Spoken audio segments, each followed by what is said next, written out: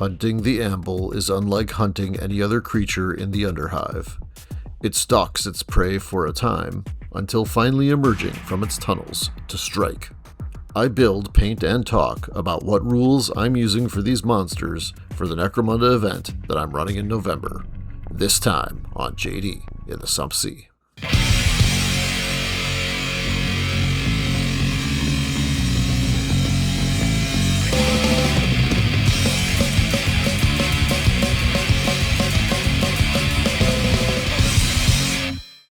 Welcome back to JD in the Sump Sea. I'm Jay, and today I'm painting and assembling an Ambull for Necromunda and talking about a custom scenario and the rules that we're using in the upcoming Ash Wastes Weekend. And if you like mythical creatures in your skirmish games, then you better bust out that Warhammer and smash that like button, smash that subscribe button, and don't forget to hit that bell icon so you don't miss any of our videos. I'd like to talk briefly about our channel's sponsor, Badger Games. Badger Games sells a wide variety of hobby supplies and miniatures games on their website. From the Silver Bayonet and Cromlech to Gaslands and Bolt Action, they offer dozens of miniature games and model lines. This is their booth at Gen Con, and they also travel the country, setting up their booth at other hobby conventions. So check out their website at badgergames.com and use our code JD2025 on your next purchase, and you'll really help out the channel. Thanks for tuning in. Now back to the video. About a year or so ago, I was in a Barnes & Noble and found the Combat Arena Lair of the Beast board game. It was a Barnes & Noble exclusive, and I'm sure it has been sold out for a while now. I made an unboxing video when I first bought the box, which you can watch here. Well, besides the other cool minis in this box, there was a big draw, the Ambull. It's a model that was first made for the Blackstone Fortress board game many years ago. I wish I would have bought that box when it came out, but I didn't for whatever reason. Anyway, they released it in this box, and when I saw it in Barnes & Noble, I knew I had to have it. The Ambull comes on this one dark blue sprue, along with a couple of other little critters. I just want the Ambull, so I'm just cutting off his bits. I also had to pull out the instructions because, like all Games Workshop models nowadays, it's almost impossible to figure out how their minis go together without the instructions.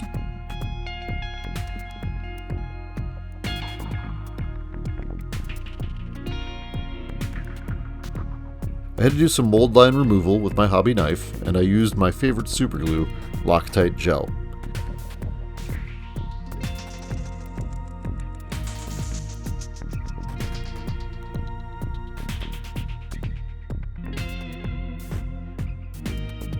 His hand was kind of frustrating to fit on since it only goes on one specific way that was not very obvious.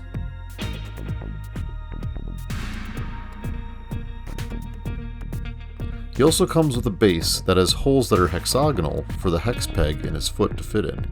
Pretty handy.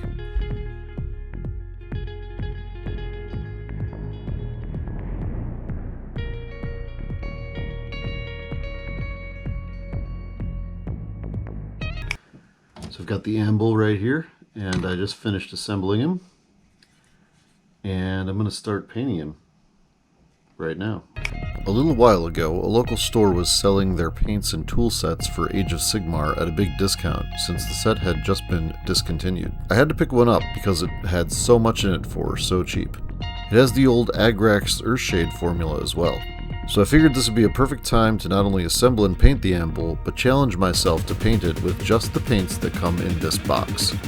I decided I would want some contrast or wash equivalent paints, so I also let myself use some Lahmian medium to mix in with these paints. I decided I would base coat it using the Abaddon Black.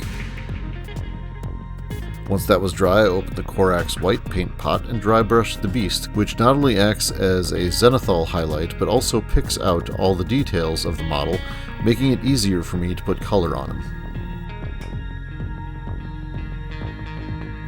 This Corax White is really a light gray. It looks whiter here against the Abaddon Black.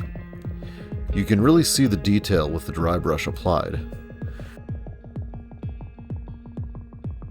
So as I start painting him with the colors in this box set and some Lahmian medium just to help him with variety, I want to go over some of the rules I'm using for him.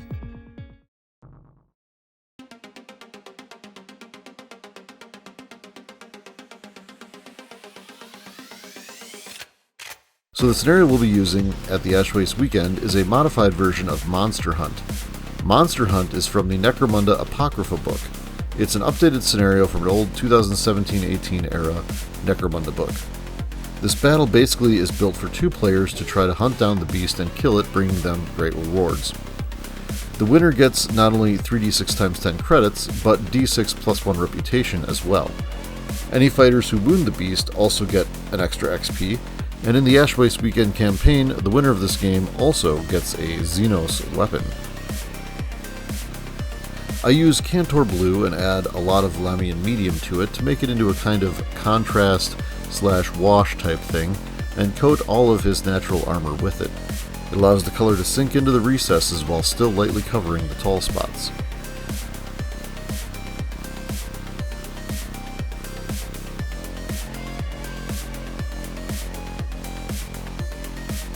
I use Bugman's Glow for areas that are what I consider more sensitive spots, places like his hands,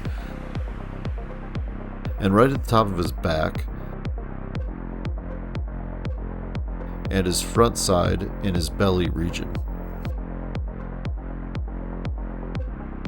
I then go back over it when it's dry with a big dry brush using some Cantor Blue mixed with Agrax White.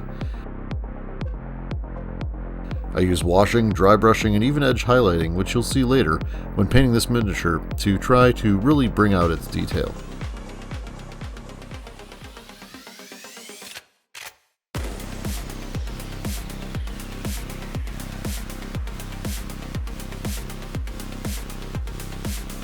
Alright, so let's look at page 2 of the original scenario. It details the monster that the gangs will be hunting. So in the original scenario, it is a Sump horror. This monster is really nasty with 8 wounds, strength 7, and toughness 6. It's going to be difficult to deal with.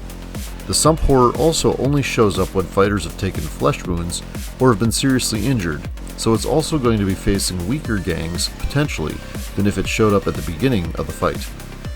Each time a fighter suffers a flesh wound or serious injury, a Beast Lair marker is placed on the battlefield by the player whose fighter suffered an injury. These are actually Beast Lair markers as per the core rulebook and operate as such. Once 4 of them are placed, the Sump horror appears. It has versatile weapons, and so the scenario has an instinct table that is used to determine what the Sump horror will do on any given turn. I used Everland Sunset, which is a yellow.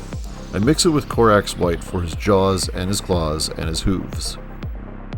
And now for my version of the Monster Hunt, the Ambull Hunt.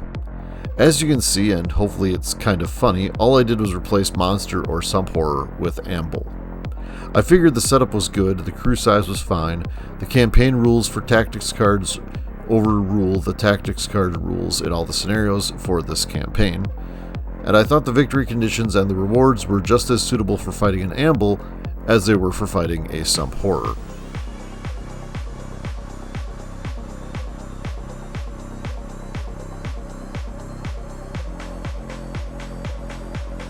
I finally get into Mephiston Red for the Ambull paint job here. I paint all his little spots and his antennae and mouth dangly bits all red. Here is where I start the edge highlighting with an even whiter Cantor Blue on the edges of his armor plates.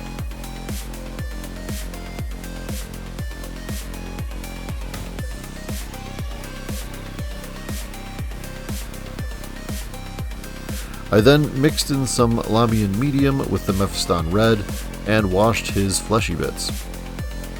And while this looks cool, I thought going over it also with some Agrax would really help the model pop.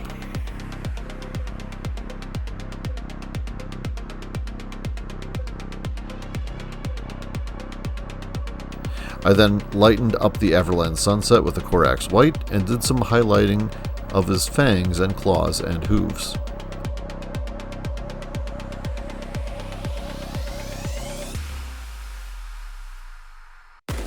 Bugman's Glow along with a lot of Lahmian Medium over his fangs and claws made them look nice and slimy and gross, and added a bit of depth which turned out better than I thought it would.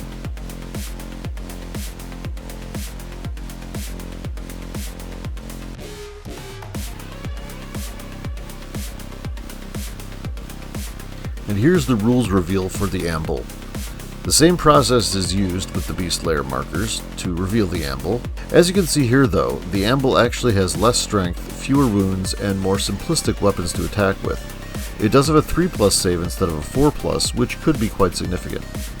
Its instinctual behavior needs to be modified only because it doesn't have any versatile weapons, but it still basically makes sense. If it can charge, it will charge, otherwise it will move towards the closest fighter it can see. If it can't see anyone, it'll move 2d6 in a random direction. I love the old skulls box that GW used to make. The amount of skulls and how many cool ones are in it is really quite something. I had to use the texture paint in the box set, Stirland Mud, and then I glued skulls down to it.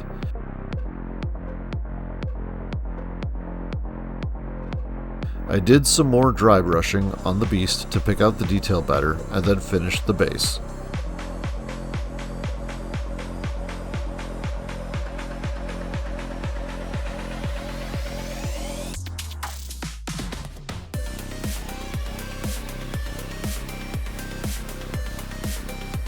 I dry brushed the skulls with Corax White.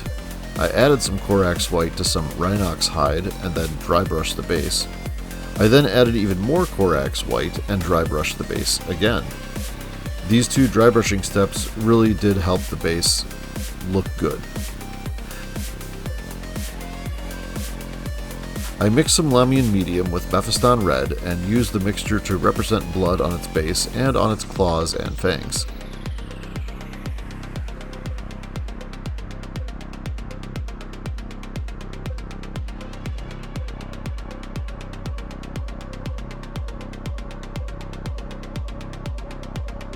I then lined the base rim with Rhinox hide, and that's it.